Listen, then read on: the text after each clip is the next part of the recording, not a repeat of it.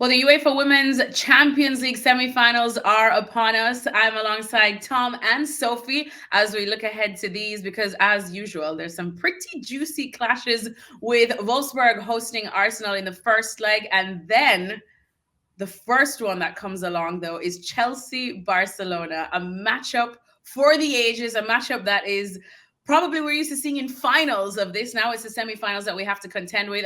Chelsea welcoming the Catalan club first on Saturday. Guys, let's start there. Chelsea, Barcelona are always going to Barcelona.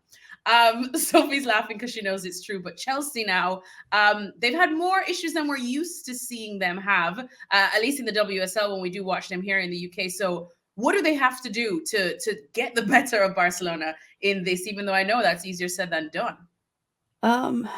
They got to pray. No, everyone who plays Barcelona will tell you that they're a tough team. The best way of beating them is keeping the ball off of them. But we know that Chelsea have had a particularly tricky season with injuries and with form and X, Y, and Z. So they've actually been conceding quite a lot of possession themselves this season. So coming up against a possession-hungry team, probably not the best for them.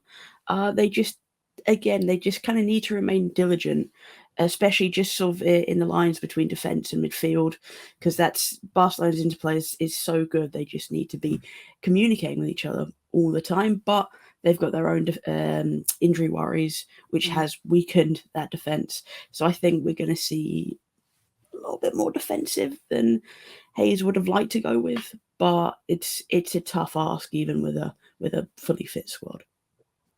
Now, Tom, I know that you, of course, spent a lot of time close to the Chelsea women's team too. Barcelona, they are unbeaten in 60 games in the league, and they've only been able to concede about 5 goals so far. So obviously they're quite strong. We do know that.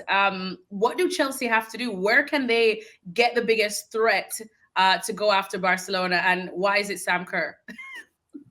So, yeah, it's a good point. I mean, looking at, as Sophie said, like the defence is a problem. So if Millie Bright's out, she will be. Hopefully they'll get Buchanan back. But it's a case of, they have to get stuck in early on. So look at what Bayern Munich did in the group stages when they won 3-1. They started like an absolute rocket. So they scored 2 in the first few minutes. So that's sort of the plan, I think, for Chelsea is probably go at Barcelona early on, try and get some sort of shock factor, and then settle back and try and, as Sophie said, keep the ball, keep the possession going. So the return of Harder is a big thing for Chelsea. It's great to see her back in the mix, but they really do miss those injured players. Bright, Fran Kirby, of course, that brilliant talent. So it's a case now of they have to play to their strengths. So this is controlling possession, just closing down the key areas, and then of course it's getting the ball to Sam Kerr and Lauren James, where they can definitely hurt Barcelona. But I think also the point will be they have to be clinical. Chances will be at a premium.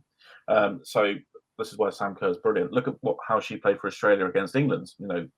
Sort of a half chance here and there, and she managed to take it. So that's going to be key. It's going to be clinical finishing. It's going to be starting really, really well, starting quickly, and then taking control of the game. Well, Sophie, Tom mentioned that match between the Lionesses and the Matildas, the one that the Matildas won. I think all 3 of us were there. And one of the things that we did notice the Lionesses missing was Millie Bright. Just someone, she's an absolute warrior out there. And as we were saying, Chelsea obviously missing her as well and missing her talents. Who do Chelsea look to kind of give that same type of influence, or do they just not have that without her? I think they've got defenders who can clear the danger, who can stand up and do a job. But there's, as we saw for England, there's so much that Millie Bright does in terms of just clearing danger before it even becomes an issue. We saw Magda Eriksson, Maren Mjelde play for Chelsea in the FA Cup semi-final. They did a very good job. It was actually a very good, diligent performance from Chelsea, especially in the end of the game, with Villa really pushing, looking for a goal. But I think just to call back to the Bayern Munich-Barca game, Barca had a lot of chances in that game in Bavaria, and they couldn't put them away. Very similar for Aston Villa the other day. They kept creating, could not put the ball anywhere near the back of the net. Chelsea will need a kind of game from from Barca, where they can't put it away. And it might happen. It's already happened once this season. But yeah, I think as Tom said, going back to that game is a really useful one. A good sort of blueprint on how you can maybe beat Barca. Well, I was just having a quick look at the weather report because I'm sure Chelsea will want it to be a bit rainy to try throw Barcelona off their game. Although with Kira Walsh and Lucy Bronze, they might be feeling right at home, and that's the last thing I'm sure Chelsea will want coming up against them. But Tom, if Chelsea do go into Barcelona for the next leg at a deficit, is that pretty much game over? Yeah, I think so. I mean, we saw them. They got that result in Lyon in the quarterfinals, so they have proven that they can win on the road. But look at last season when Barcelona played Wolfsburg, I think it was in the semi-finals. They had 92,000 people there.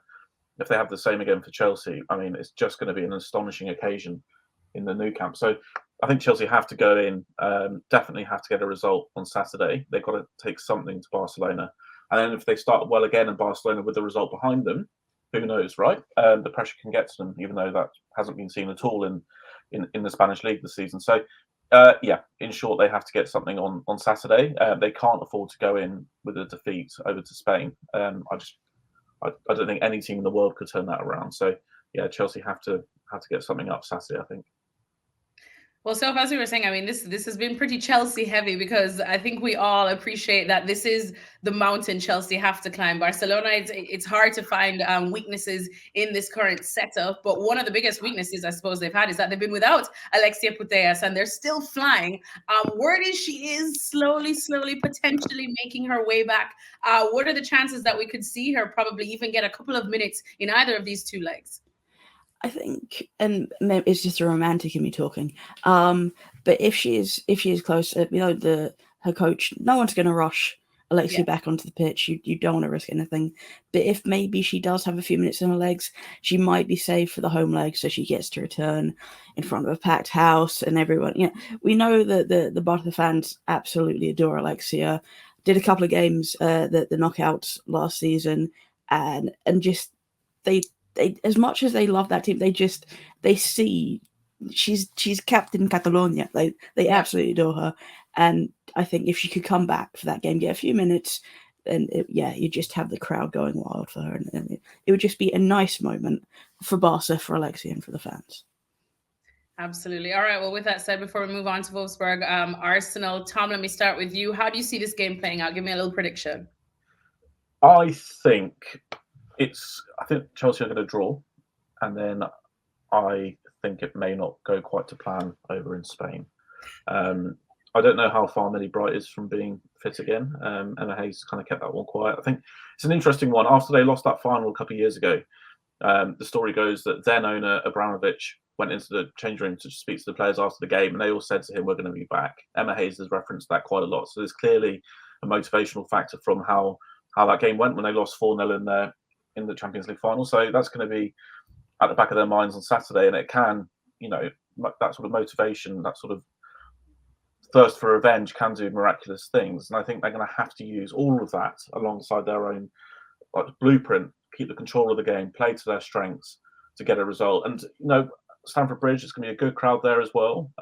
We saw what happened against Lyon. The game didn't go to plan, but they still got that late goal, which pushed them to penalties where they won. So, that would be a big factor as well. So I think I could see Chelsea getting something. I think it might end up in a draw, and then it's a big old task in Barcelona. Sophie, do you agree? Never bet against Barcelona, I'm afraid.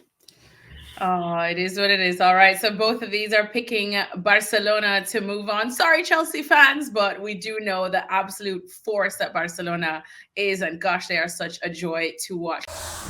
Well, thank you very much for watching ESPN on YouTube. For more sports highlights and analysis, be sure to download the ESPN app. And for live streaming, premium content, and let's not forget as well, ESPN FC 7 days a week. Subscribe to ESPN+.